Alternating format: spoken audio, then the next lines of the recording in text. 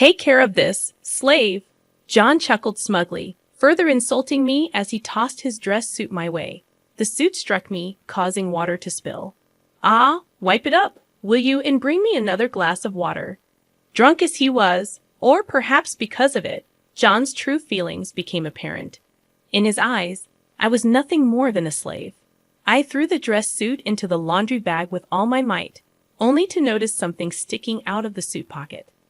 Unfolding the crinkly, tightly folded paper, he had instructed me to take care of it, and so I intended to do just that.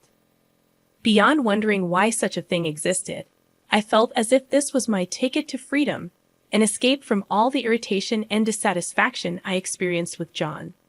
I rushed out of the house and promptly submitted the divorce notice to the office. My name is Vanessa Owen, currently 50 years old with 2 children, Nicole, my firstborn, followed by my son Matt. From the beginning of my relationship with John, I never got along with his parents. Despite their disapproval, I loved John and believed we could be happy together. We eloped, defying my parents' objections, and started living in a small apartment. However, John was perpetually unhappy about our elopement-style marriage, nagging about leaving my parents for this marriage. There was a good reason for our rushed marriage. Nicole was already on her way. Despite John's knowledge of this, my parents opposed the marriage mainly because John never formally introduced himself. However, I don't intend to blame John entirely, acknowledging my faults. I've never liked his parents, who constantly criticized me. Right now, with a child on the way, we should focus on the future rather than dwelling on the past.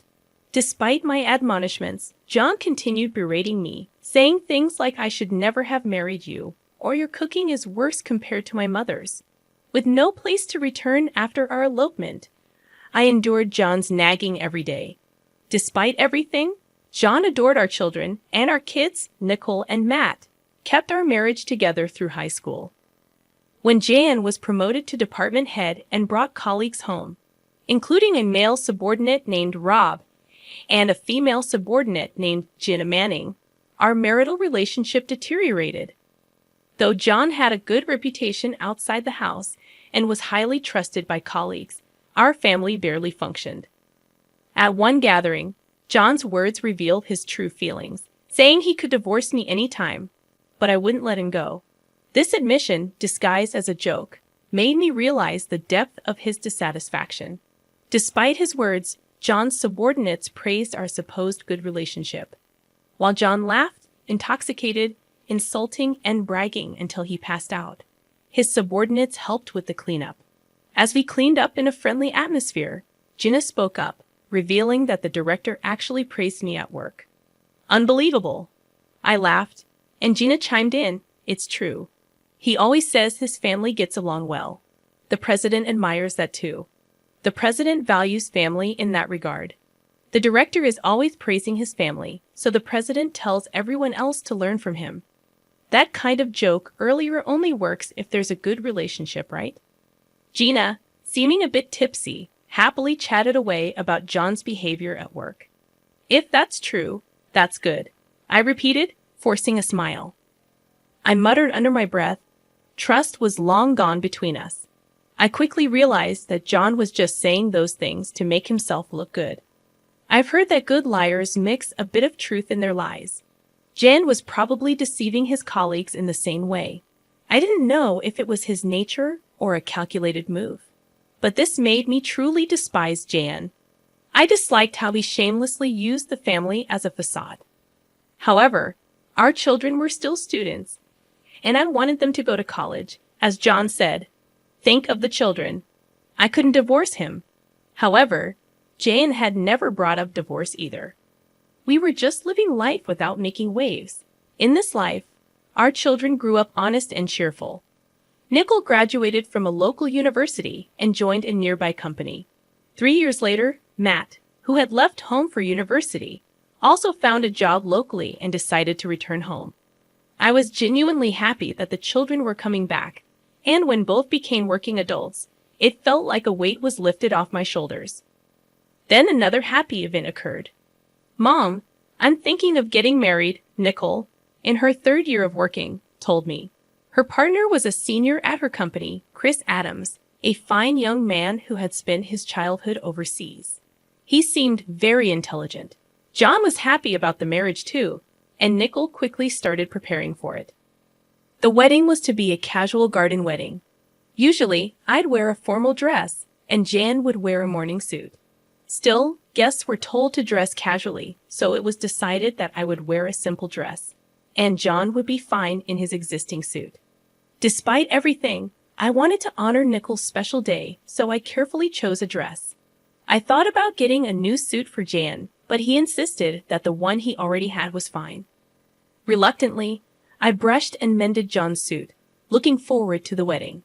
On the wedding day, blessed with good weather, the ceremony began, surrounded by beautiful greenery and flowers. Rob and Gina, John's colleagues who had always been kind to Nicole and Matt, attended the wedding, and I thanked them for coming. At the reception, a stand-up party, I spent a happy time greeting Nicole's friends and colleagues. Jan seemed to be enjoying himself, but perhaps getting too drunk, he started commanding, "Hey, Vanessa, get me a drink." Waiters were walking around the venue, and it was embarrassing that he had to call out to me, who was far away, instead of just looking around. "Mrs. Owen, I'll go for you." Rob and Gina supported me, entertaining John, especially Gina, who stayed by John's side like a wife. I felt uneasy about it but was busy greeting other guests, so I left John to them.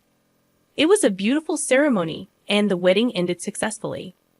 Gina took care of a heavily drunk Jan until the end when the taxi arrived. She said, "John, your taxi is here," and helped him into the car. I also got into the taxi and spoke to her. "Thank you, Gina. Take care." "No, thank you. Looks like it's going to be a long night. Take care." I took her words as a reference to the drunk John and laughed. However, her gaze was not on John but me. I felt strange again, but I said goodbye and returned home with Jan. Nicole and Matt went to the after-party. Leaving just the two of us in the taxi, Jan seemed a bit more cheerful after a nap. When we got home, he walked in on his own. Usually, we didn't talk much, but Jan, more drunk than usual, couldn't stop talking. Finally, the kids are off our hands. I was worried about Nicole's turning out like you, but I'm glad she got married. He belittled me as usual. John lay on the sofa. "Vanessa, water," and then he arrogantly ordered me around. I sighed inwardly and went to get in water. "Here's your water. Take off the suit if you're going to sleep. It'll get wrinkled." I said that and put the water on the table. John, getting up, said as he undressed, "You're really useful. You do everything." "I can't believe you'd speak that way, even if you're drunk." "Hey, slave, take care of this." John chuckled smugly, throwing his dress suit at me. The suit hit me, causing water to spill. "Ah, wipe it up, will you, and bring me another glass of water." Whether drunk or not, it must be his true feelings. John thought of me as a slave. I was initially angry, but the anger didn't last long. Seeing Jan snoring loudly in front of me, I surprisingly felt nothing. I realized that I had become indifferent to Jan, lacking even hatred or love. After picking up the suit that John had carelessly thrown aside, I noticed his trousers had also been discarded. Feeling irritated again, I stood before the bag for dry cleaning, angrily throwing the suit into the bag with all my strength. That's when I noticed something sticking out of the suit's pocket. "What?" I muttered to myself, surprised, and pulled it out. It was a piece of paper, crisply folded. As I unfolded it, I had to cover my mouth in shock.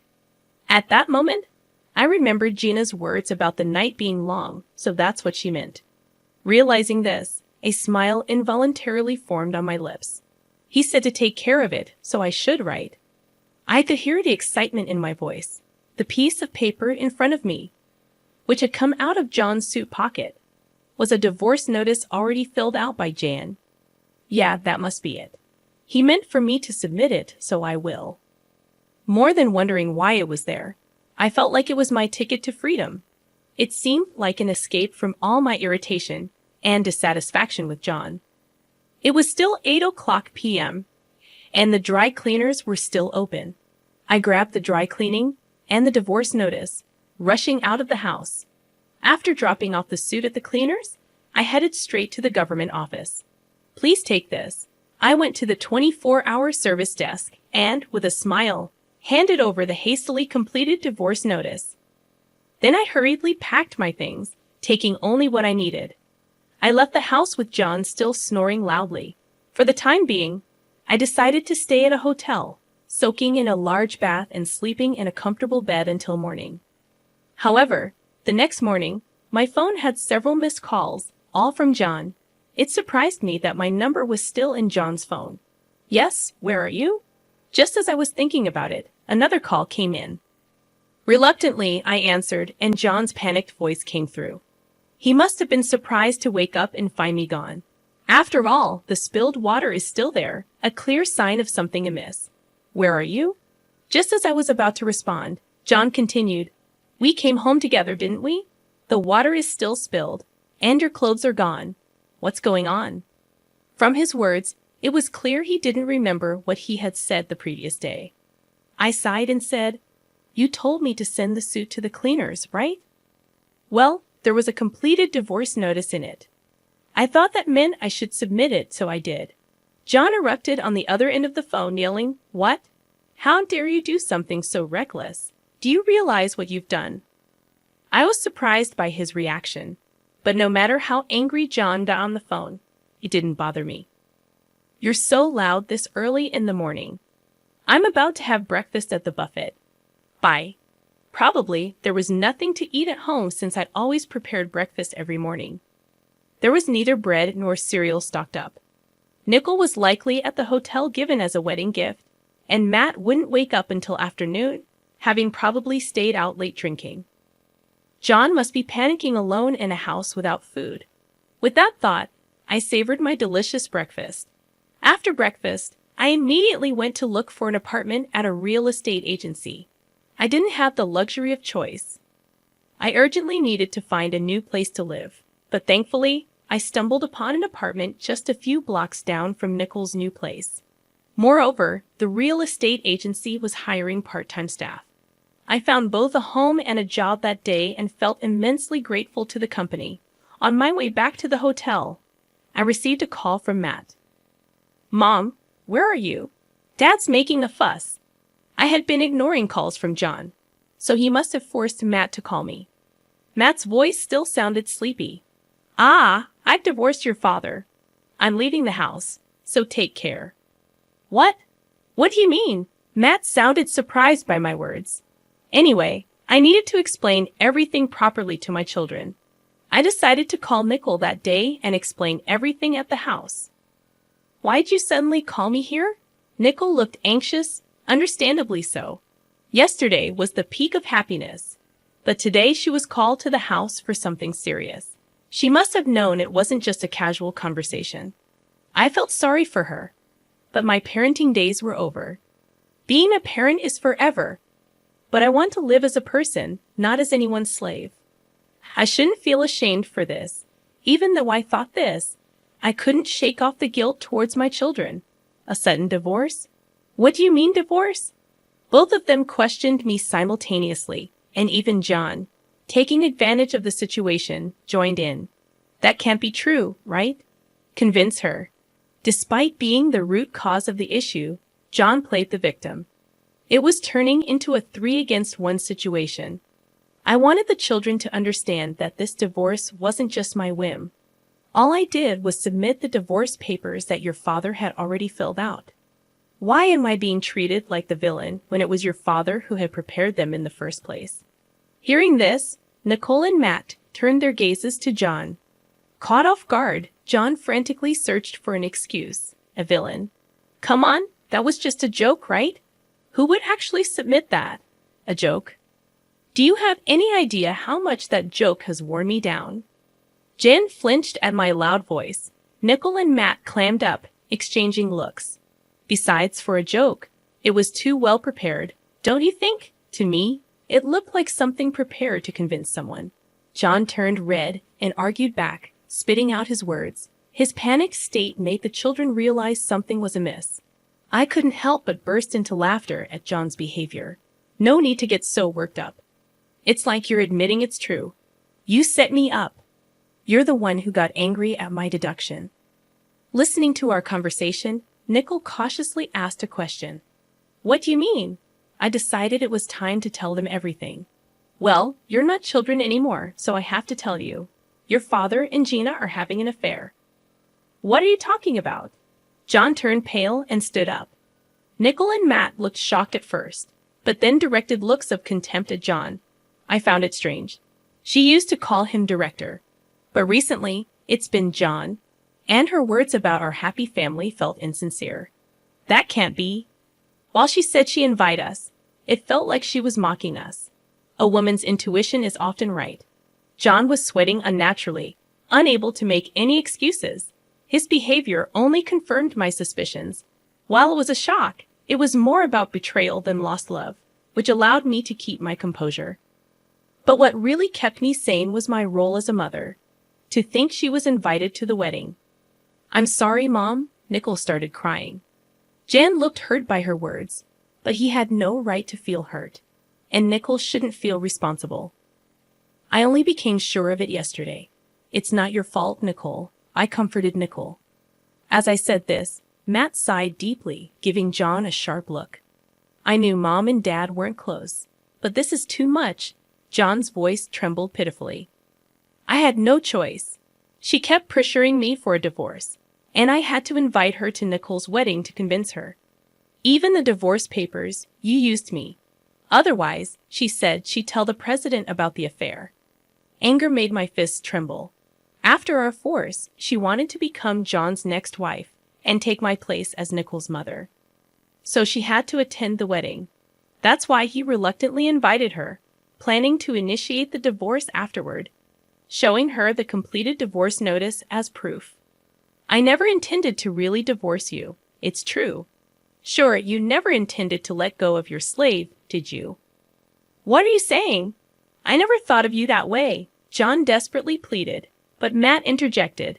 But Dad, you always said it would be easy to marry a woman who obeyed everything like Mom does. What? You always belittled Mom but never divorced her because you thought it was convenient for you. I stood up. Is there any reason I should stay married to this man? Nicole and Matt shook their heads firmly. Mom, you deserve to be free. That's right.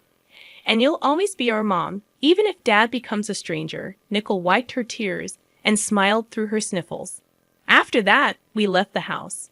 Matt, not wanting to stay with John, decided to move into my apartment. The divorce papers were already submitted. We still had to sort out the property division, but I was relieved to distance myself from John. A month later, one of John's subordinates, Rob, visited the real estate agency. When I started working here, huh?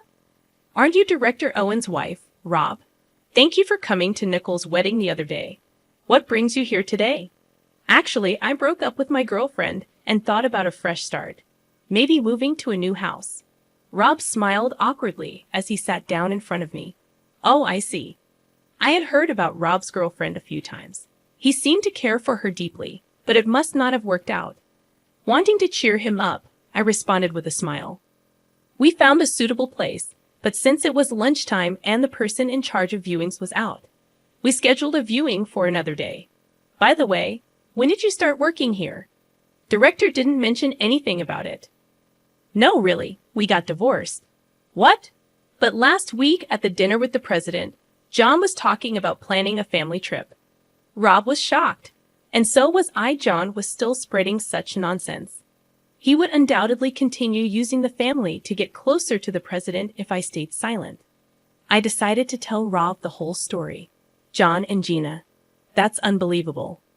Rob turned pale. His reaction was oddly striking. He slowly opened his mouth. My girlfriend was Gina. Gina Manning. I gasped, not expecting that Rob and Gina had been dating. Rob muttered, I can't forgive them. I silently watched him. Mrs. Owen, I can't forgive the two of them. I'll inform the president. His determined gaze met my nod of agreement. I felt the same way. I refused to be manipulated by John any longer. Rob left the shop, saying he'd come back for the viewing another time. He had my contact information from Nicole's wedding. I was sure he would contact me eventually. That day after work, as I was heading home, Rob contacted me immediately. "Mrs. Owen," I told the president. His voice was much more energetic than the time we met, made me smile. The president was furious. Betraying his family and having an affair with a subordinate. Both of them will be dealt with. Really? That's great. Now we won't be used by them anymore. Those two deceived everyone, the family, the staff, even the president. They were called into the president's office right after I left. Imagining the scene, I couldn't help but smile. Even though they were no longer a part of my life, I couldn't accept them getting away scot-free. Thank you, Rob. You will surely find happiness. I sent this to Rob, feeling like it was something I also wanted to hear. Eventually, Jan and Gina's affairs spread throughout the company, especially John, who had always boasted about his happy family life, turned out to be a scoundrel who preyed on a subordinate. He was demoted 3 ranks from director to an ordinary employee. At home, he had no family waiting for him. For a man over 50, it would be interesting to see how he would live from now on. Gina resigned, probably due to the scrutiny. She was about 35 years old, a pitiful woman unemployed in her mid-30s after meddling with a married man. Their relationship also ended. Such an unhealthy affair was never going to last. Gina had pleaded with Rob, but he firmly rejected her. Feeling relieved, his reaction made me feel relieved too. Afterward, I continued to live peacefully with Matt in our apartment. 2 years later, Matt told me he was getting married. Just when I thought I'd be alone, he said, "Mom, let's live together now. I'm looking forward to the birth of my grandchild." Living with Matt and his wife, Nicole, is also doing well as a mother of one. The fact our family keeps growing brings me joy. I reached out to my elderly parents whom I hadn't spoken to in a while. Told them about the divorce. They said, "Bring the kids over sometime." And I felt endlessly sorry and grateful to them. I plan to make up for my past mistakes by being filial to my parents and continue to be a reliable mother, always there to help my children.